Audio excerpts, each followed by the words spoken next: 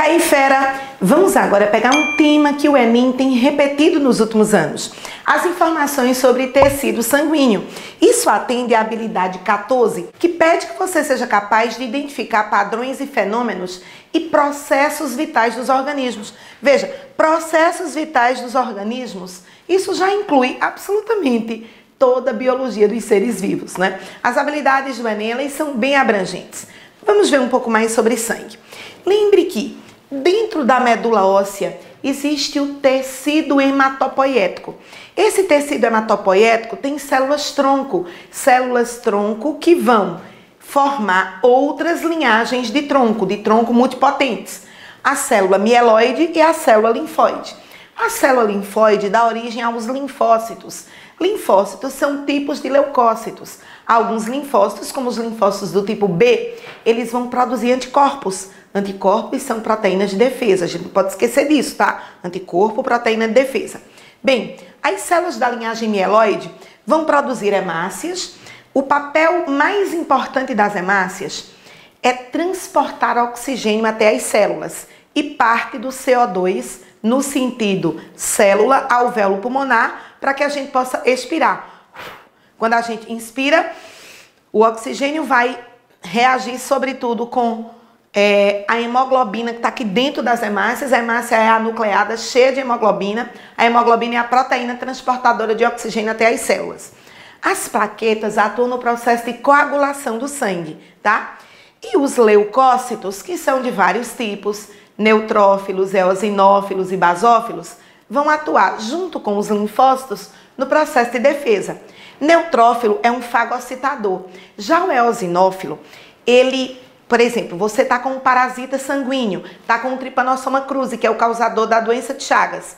Os eosinófilos colam no Trypanosoma cruzi, liberam toxinas e vai matar o Trypanosoma cruzi. Então, os eosinófilos, eles são extremamente importantes na destruição de parasitas sanguíneos. A taxa de eosinófilo também sobe quando o indivíduo tem um quadro de alergia, tá? O quadro de alergia também vai aumentar o número de eosinófilos. E os basófilos estão na base da defesa. O que é a base da defesa? Liberar duas moléculas, uma chamada histamina, que dilata os vasos sanguíneos, e outra chamada heparina. Heparina é um anticoagulante.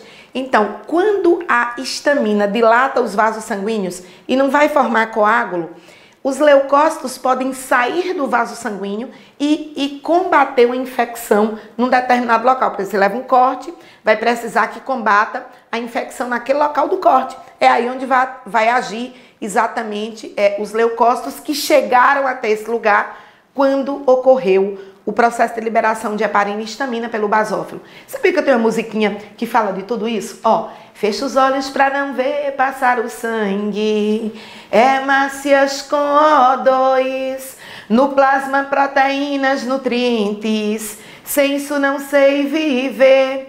Então vem que o neutrófilo com nucleo trilobular, eosinófilo, parasita, alergia, cada um fagocitando para você, os basófilos liberando lentamente, heparina, histamina, capilar vai dilatando diapedese é a saída dos leucócitos, tá? Meu coração a bombeia, então vem que os monócitos reniforme fagocitam, que é um outro tipo de leucócito, e eu consigo me defender. Cada leucócito é importante para você. Ok, confere na nossa plataforma de aulas, biologiaprova.com.br, tem todas essas músicas. Essa se chama Defesa Perfeita, tá? Então o sangue é um tecido fundamental. As plaquetas que agem na coagulação, né? O processo de coagulação do sangue, ele é um processo bem simples, na verdade, tá? Processo de coagulação é um processo bem simples, é uma cascata. O fígado, ele libera para o plasma sanguíneo duas proteínas que estão inativas. Uma proteína chamada protombina e uma outra chamada fibrinogênio. Elas estão inativas. Quando o indivíduo tem uma lesão, nessa situação, as plaquetas vão liberar uma molécula chamada de tromboplastina. A tromboplastina converte protombina em trombina. E a trombina converte fibrinogênio em fibrina. Fibrina tem esse nome exatamente porque imagina que é uma lesão, tá? Tá vazando sangue e a fibrina vai formar uma rede de fibras.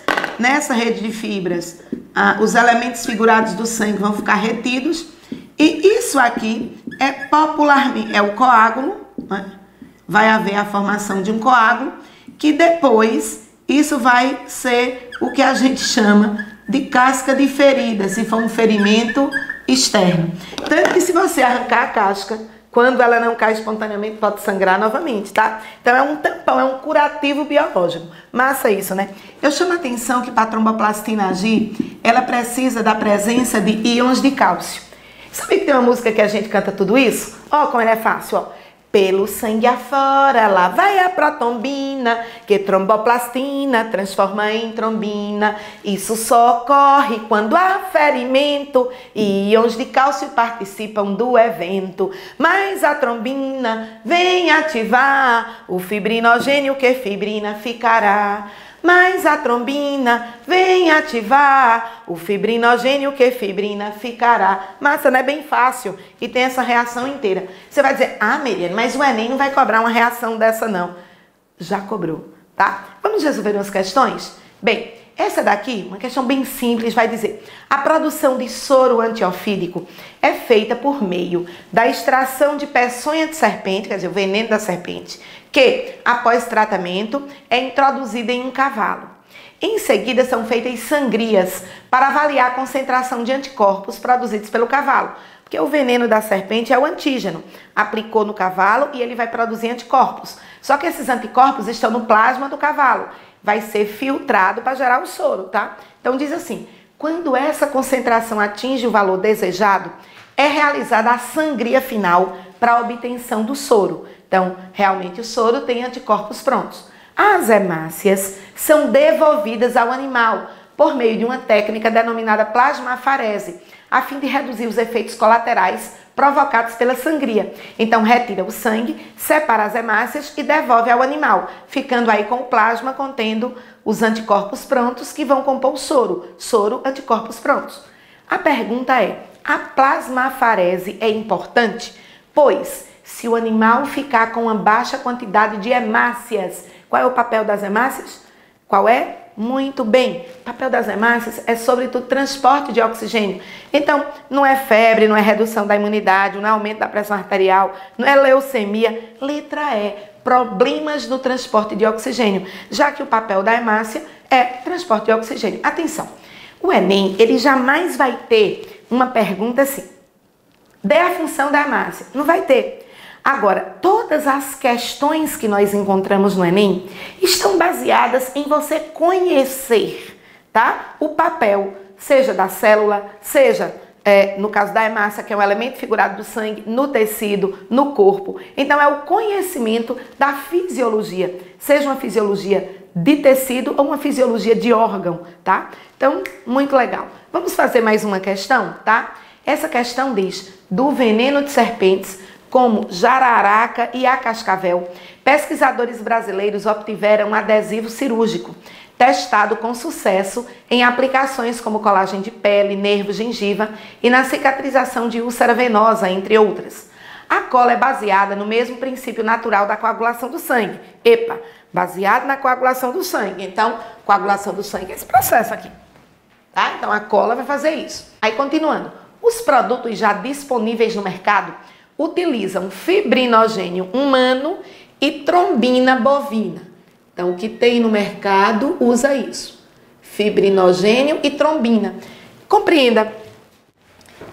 A trombina converte fibrinogênio em fibrina. Por isso, o produto tem esses dois componentes, né? Veja que tem toda a lógica. Nessa nova formulação, são utilizados fibrinogênio de búfalo e trombina de serpente.